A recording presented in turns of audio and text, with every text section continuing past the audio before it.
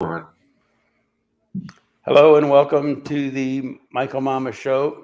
I'm your host, Michael Mamas, and we're coming to you from Mount Soma, home of the Sri Someshwara Temple in the mountains of western North Carolina, where we got a real cold spell going on. You know, Scotty, in these mountains, the people who've been here a long time say that when the bees are building their winter nests underground, and when the caterpillars are all big and furry and like that, it's going to be a cold winter. And they have a lot of things like that. I keep telling them they ought to write a book. Yeah. They have all kinds of, folk wisdom and stuff, But, and the stories, some of the stories they tell about the old timers. And there was one lady that I met her years ago. She was, when I was building, she was working in the store selling the plumbing fixtures. And she was saying that, let's see, her grandparents or great grandparents or somebody, grandmother, great grandmother, moved here from the East Coast because they were thinking she was a witch. And, back then they burned them at the stake or whatever. So she moved to these mountains. And then she talked about how her grandfather, I mean, you could live off the stuff that just grows naturally on these mountains, I think. And even where I live, he would hike up to those very mountains and dig ginseng. And, they have different things that just grow naturally. And they use that for salad and they cook that one. And it's all very interesting. A book of all that would be great. Yeah. But it doesn't seem like any of them want to take the time to write it, But boy, Scotty, lots going on in the world this past week. Yeah. Like what? Well, just that whole crypto thing, Yeah. and all its ties, and To me, the crypto thing, the woke thing, the just the completely ludicrous notions of how the finance works. Like I remember when Yellen, and I think Biden said it too, I don't know, but I remember Yellen saying that inflation was just a transitory thing. Yeah. When in history has inflation ever been transitory? That's like, it's spilled milk, once it's out of the tube, you can't put the toothpaste back in the tube, Right.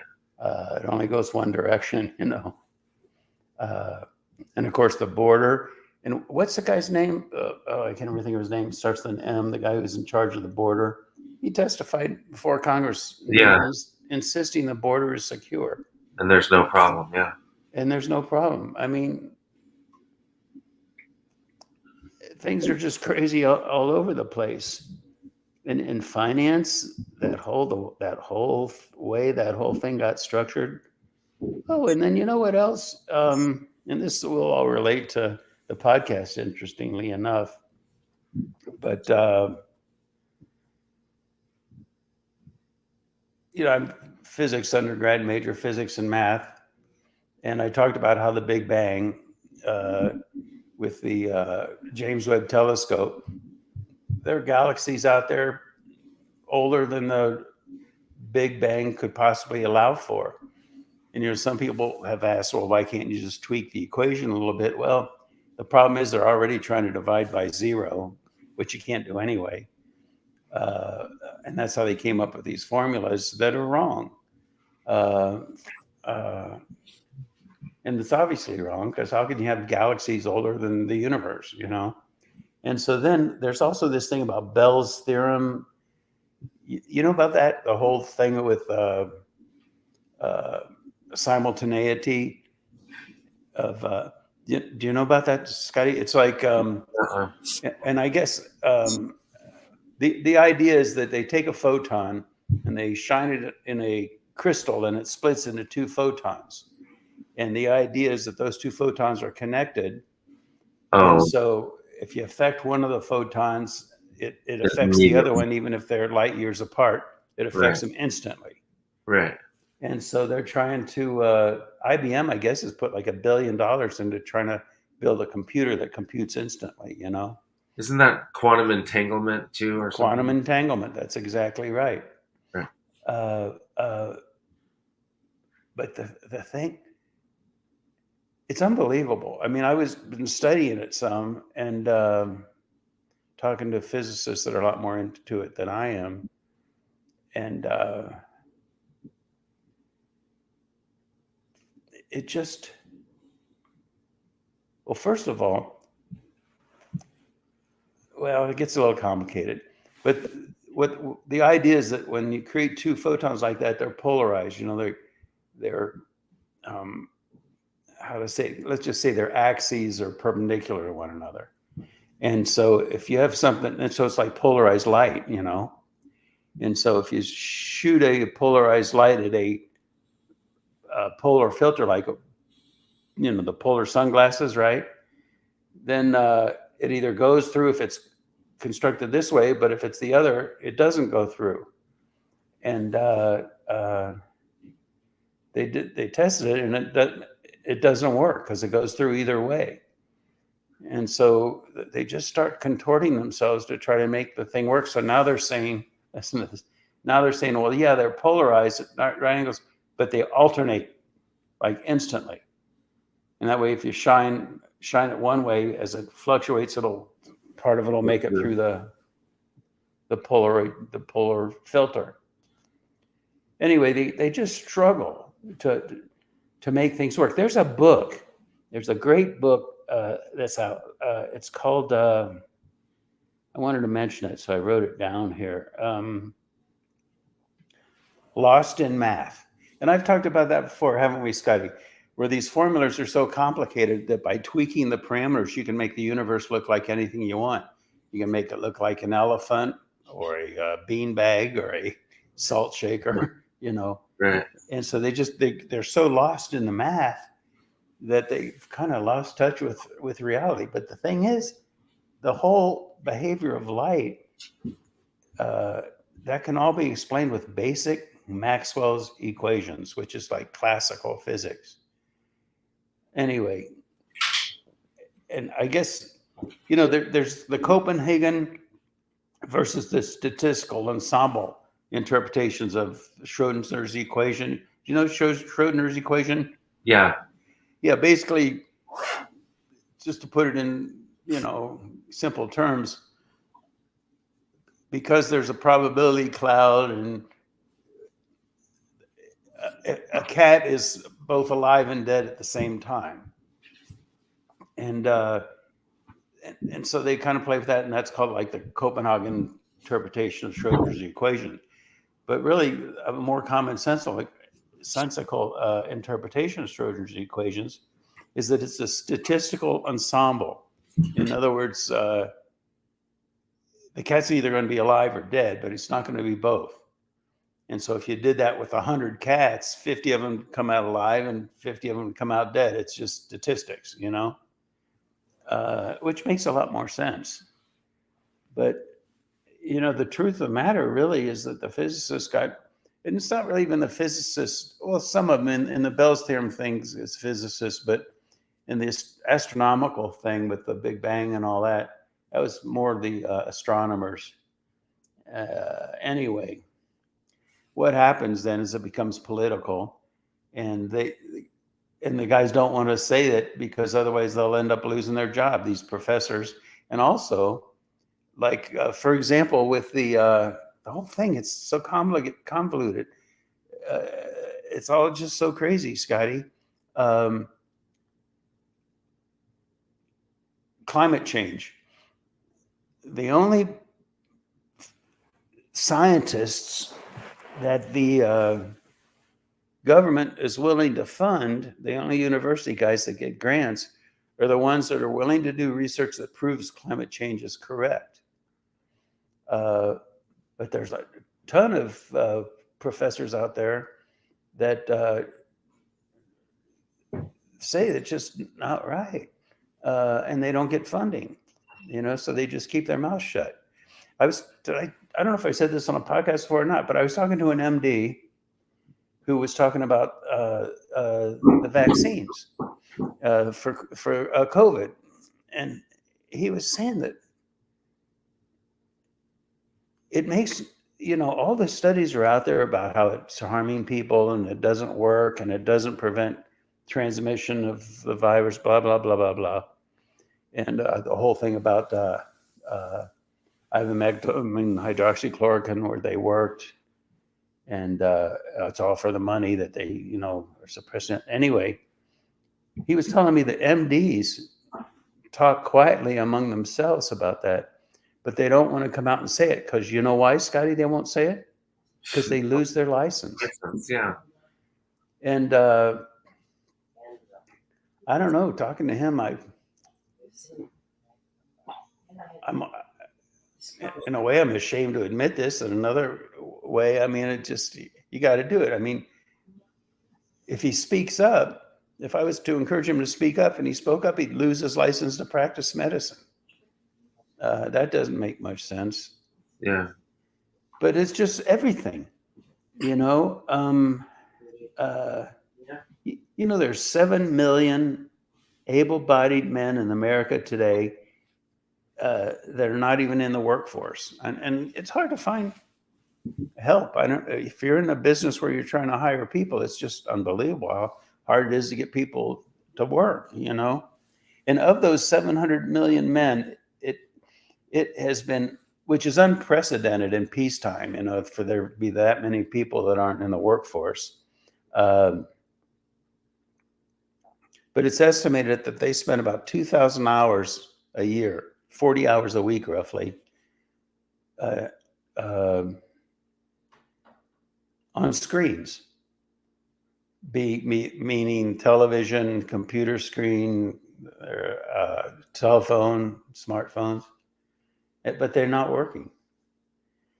And all this is crazy, Oh, and then now, I think we need to talk, Scotty. I've never really been one, have I, to tiptoe away from delicate topics, No. And so the whole transsexual thing.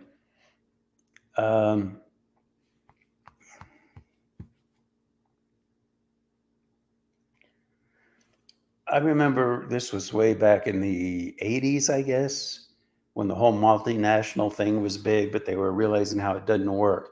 And the multinational corporations, their idea was, to go to the Philippines and kind of indoctrinate the people into, the Western way of doing business, and going to India. And there were really interesting studies about going into the village and try to, in quotes, modernize the way the villages operated. And it didn't work.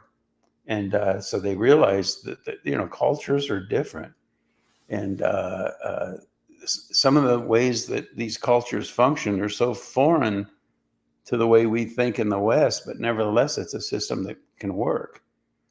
And I'm not saying they're flawless and it's, utopia over there, but nevertheless, there is a system, just like there is a system here that works here. Of course, we screw it up. There is a system there that works. Of course, they screw it up because it's a crazy world. But the point is, everything is being approached in a kind of a crazy way. And with respect to these multinationals, basically they were trying to make the world homogenous, make everything the same. And it kind of seems that way, even in the arena of gender and the whole transsexual thing. Just like different cultures are different, and we can get along, and we should get along by honoring the cultural integrity, the integrity of each culture. But it doesn't mean kind of making it homogenous, where the whole thing kind of gets blended together and stuff. There's always going to be, and there should be, a distinction between different cultures. It goes right down to the foods they like, the accents they speak with, the behavioral system, everything. And it's the same thing with if somebody is transsexual, that's their business, and even with respect to gender, the whole thing about children, electing to have surgeries to change their gender, and they don't even need parental approval. And then there was something, Scotty, did you see this, where if the parents interfere, they can be found guilty of some kind of crime, child abuse. Anyway, the whole thing is just, come on. It's all too crazy. Now, here's the thing too.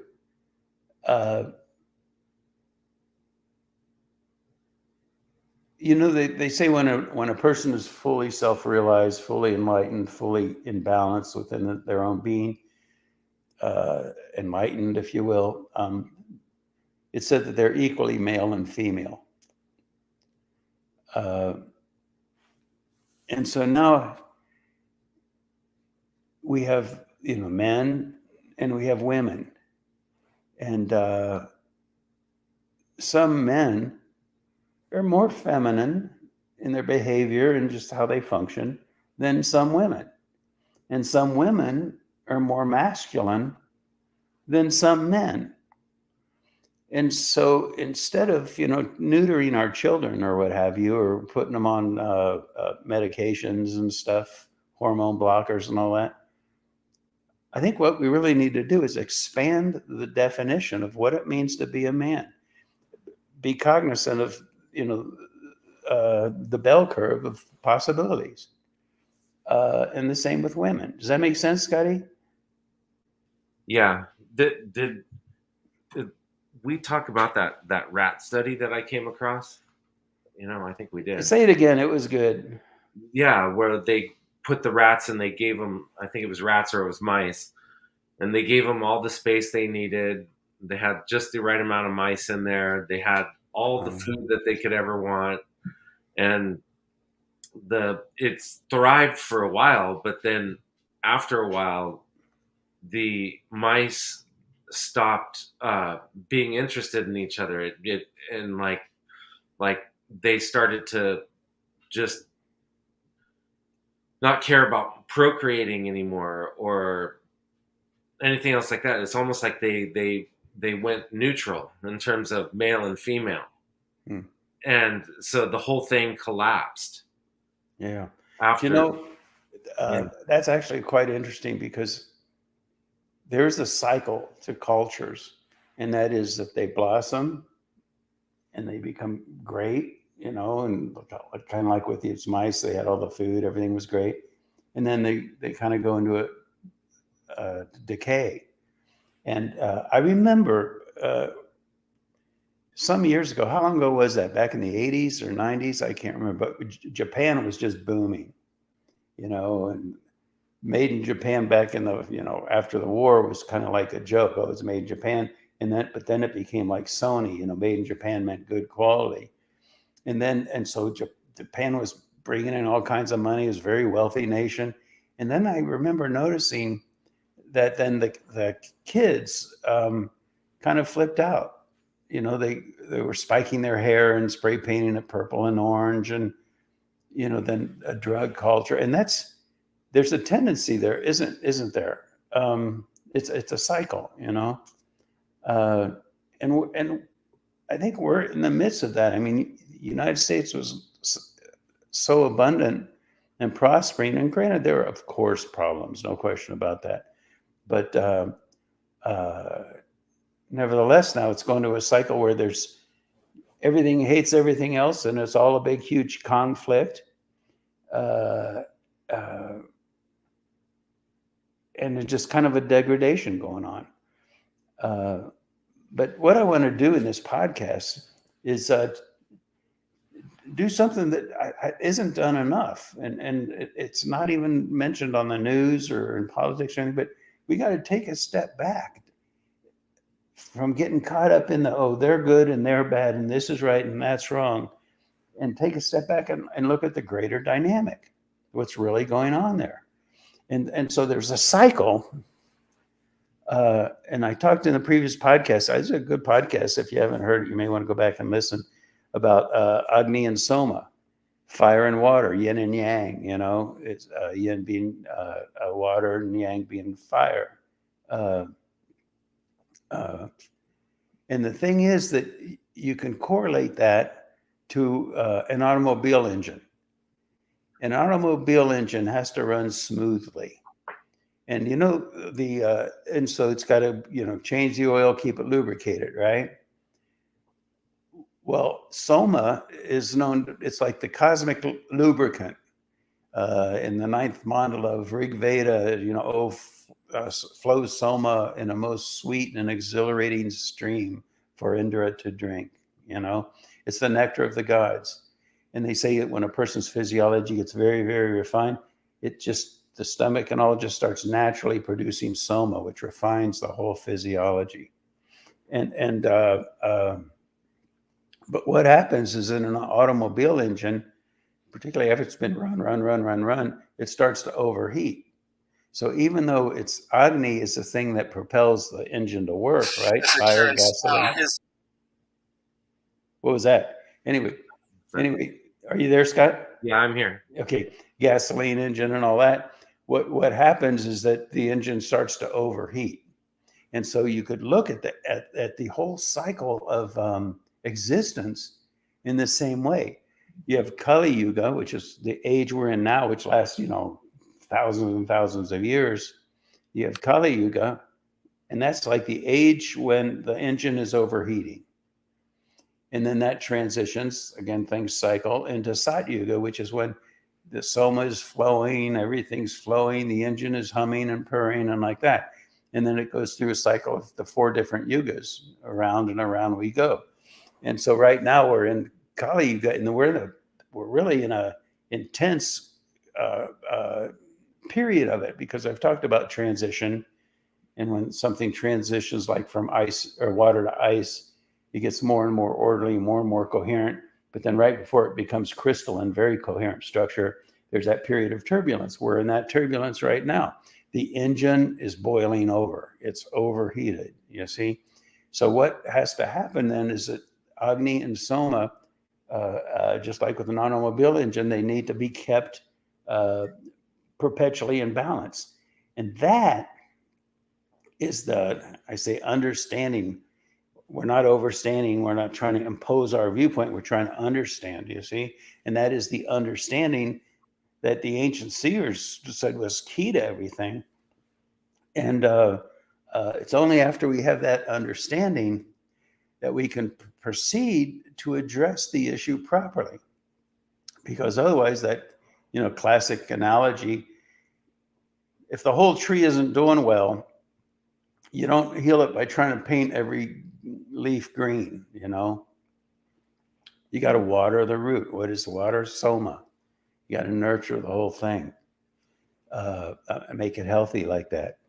And what we're doing in the world today, trying to pass this law, trying to pass that law. Democrats are fighting with Republicans, socialists, communists, everybody, all confrontation on all levels. The whole debate about, transsexual, male, female.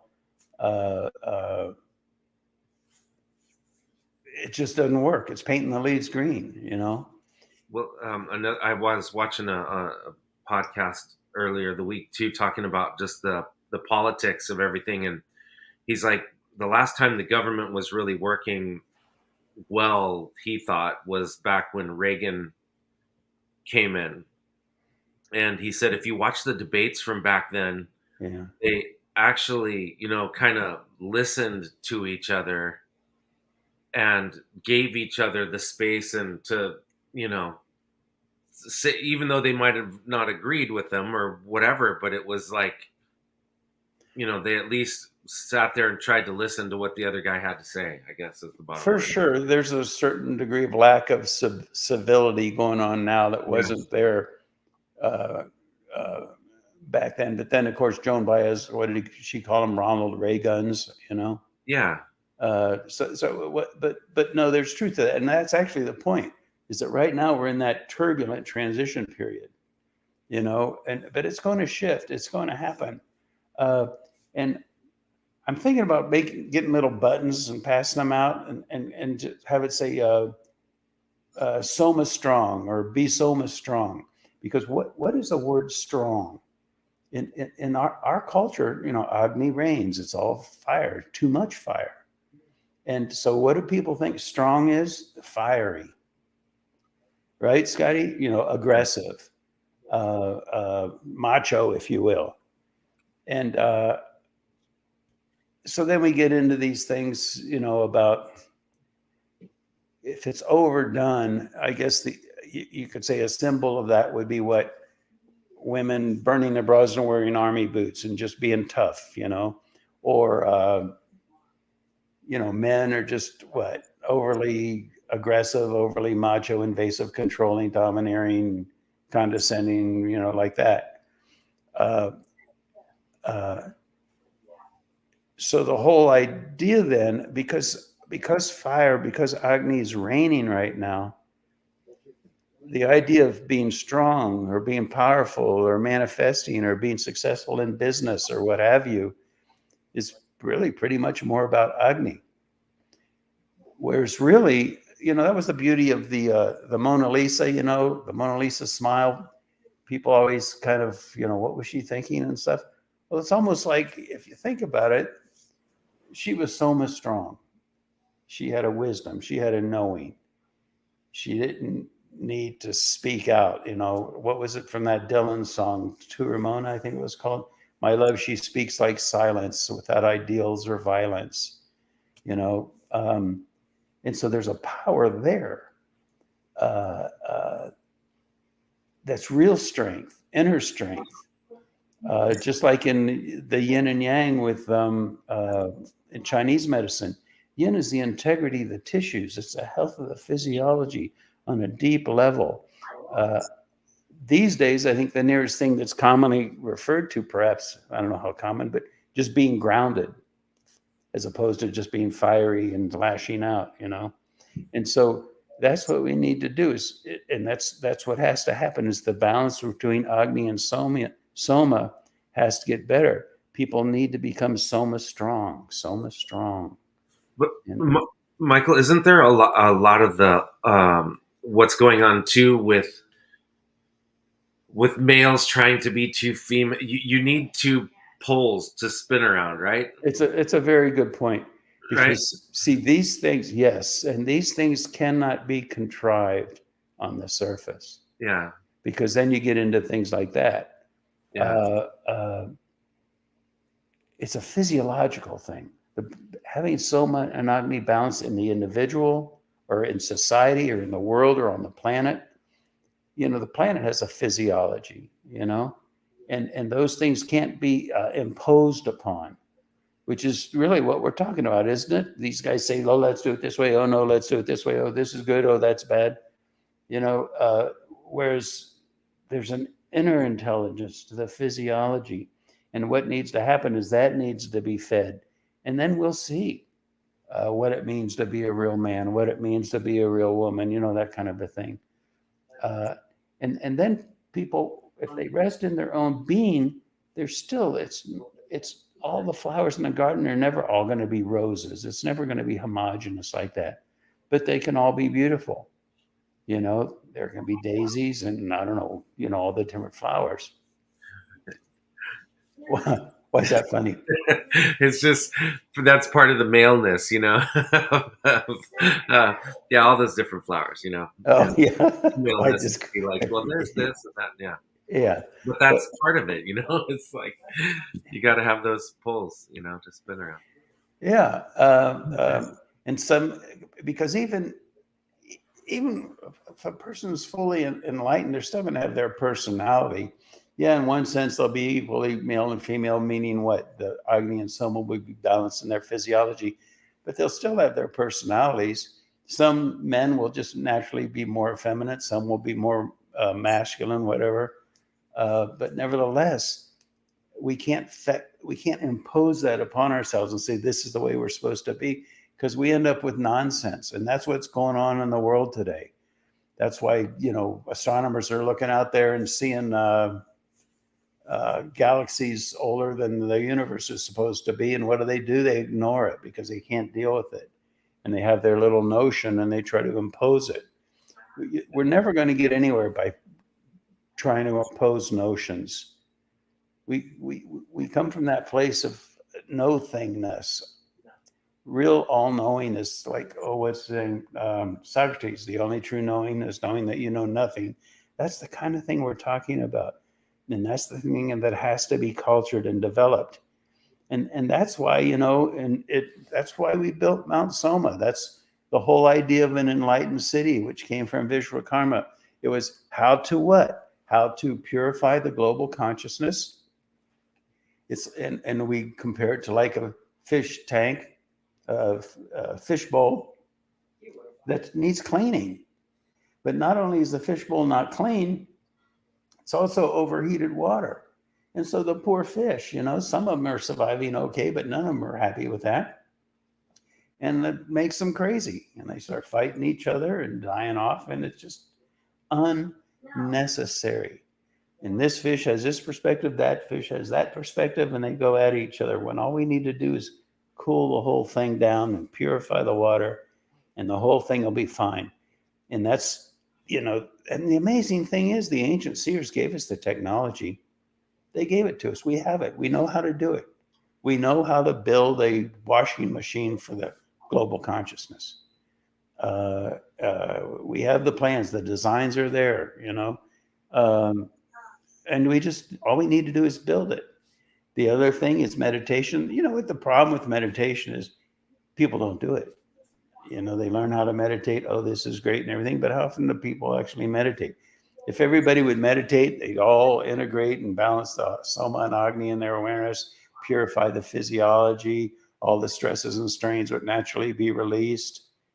And you got a clean fishbowl of individual awareness. But and that's great. And I wish everybody would do it, but they don't, Michael, yeah.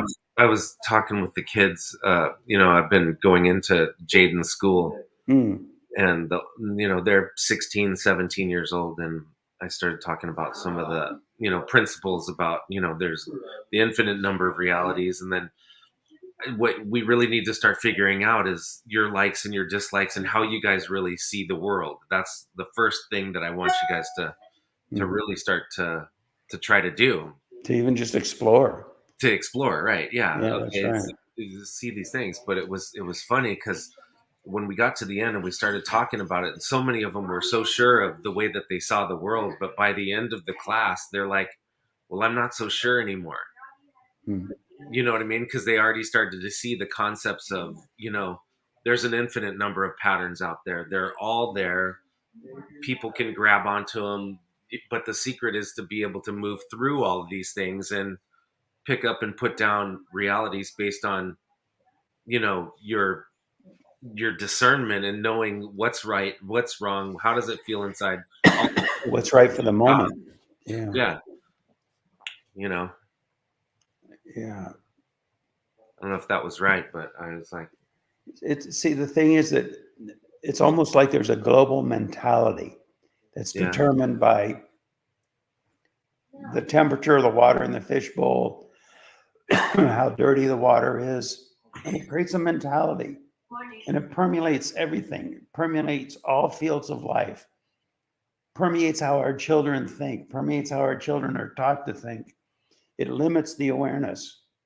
And so if we purify all that out, what happens is the chains of an indoctrinated mentality, a physiological state that we just can't move through, and we can't embrace other mentalities with whole other paradigms of understanding. So you see, once we do that, and that's why we're focusing on that. Mount Soma is about purifying the environment, the global consciousness, because once we do that, then the minds are free, then the hearts are free, then the awareness is free, not to just do whatever the heck it wants, but to come from its own inner wisdom, that transcendental basis, that one thing that we all are, I saw a quote. I love these Bible quotes that you see outside the churches. They post them. Trust that God is with you. And I thought, and on the one hand, that's like, see, it's all, what level are you picking that up on? Am I supposed to think there's some guy up there sitting on a cloud and he's with me? It's but then again, if we understand that it's just the way nature works, it's nature.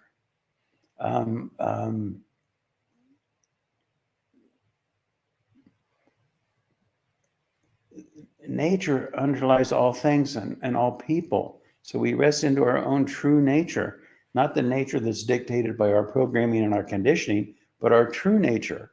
And in that sense, God is always with us, but the understanding of God is just the source of nature, the nature of nature. What is it? There's this other thing that they like to say about the law, and it's God's law, but what's needed is an understanding. Right back to even the title of this podcast. There's an understanding of how existence works, how life works, and in that context, a lot of these Bible quotes that may seem like nonsense, which is why people are rejecting it. Some guy in a cloud, no way. But once you understand what those quotes were pointing in the direction of, the deeper meaning of those quotes, then it's no longer just kind of nonsensical, but it's like profound and insightful. But the deeper meaning, I think for a lot of people, that deeper meaning has been lost, which is why they have been turned off to religion. We live, I didn't even know about this. I guess I'm a little sheltered or something, but you know what Adderall is, Scotty? Adderall? Yeah. Adderall is basically speed. It's a stimulant. It's speed. And they're prescribing tons of it to help kids study, to treat attention deficits, stuff like that. But they're hooking all these kids on speed. So now we add another one. We got fentanyl, marijuana, all this cocaine, and tons of all that stuff. And now we got tons of Adderall too. We're a drug addicted culture. Why? Alcohol? Why? Because the balance of soma and agni is off in the individuals. And so they're trying to compensate. We're all jazzed up from all the agni in the world during the day. So what do the people do? They come at night and they smoke marijuana or drink alcohol or whatever, just to try to calm down, to cool things off. You see, too much agni, they're trying to cool it. But then what happens is that parts of the awareness are just kind of dull. And so what do? Because the yin creates yang. Too much fire creates a yin imbalance, you see? And so what they try to now, okay, let's take some Adderall. And now we can be accomplished in the classroom. And it's just this vicious cycle of trying to create balance between Agni and Soma. And the more you try to tweak it, the more you screw it up, We live in a drug culture. And that's why we live in the drug culture, because there's too much Agni. And then the whole thing just starts this vicious cycle. I heard a nice quote. I'm not a big, huge Tony Robbins fan. I don't know why. But nevertheless, I heard a nice quote of his. He said that something to the effect that most people overestimate what they can do in a year and underestimate what they can do in 10 years. I could even say I'm guilty of that. I want to build this enlightened city. I want to do it now, but it's going to take time. And so I think it's a nice quote to remember. I think it would help a lot of us, in our lives in that. So be so much strong. It's something that's cultivated on an individual level, lead a healthy, balanced life, meditate, get that balance between Agni and Soma. It's a physiological thing. And in the world, we'll get it done. We're coming into an enlightened age. It's just a question of how smoothly it happens. It can happen through Armageddon. There could be a seamless transition. And we're doing our best here at Mount Soma to build that technology that's offered by the ancient seers to help make that transition smooth. There's no need for all this suffering. There's no need for all the wars. All that is just because there's too much Agni. We cool the thing down, it'll be fine. But if we try to function in a dirty fishbowl by making laws and fighting each other, it's never going to work. All right. Anything else, Scotty? There's a ton, but I'm sure Yeah, you're right. All right. So I guess we'll end it right there. Thanks for listening, everybody. And we will talk with you again next week on Ancient Secrets Revealed.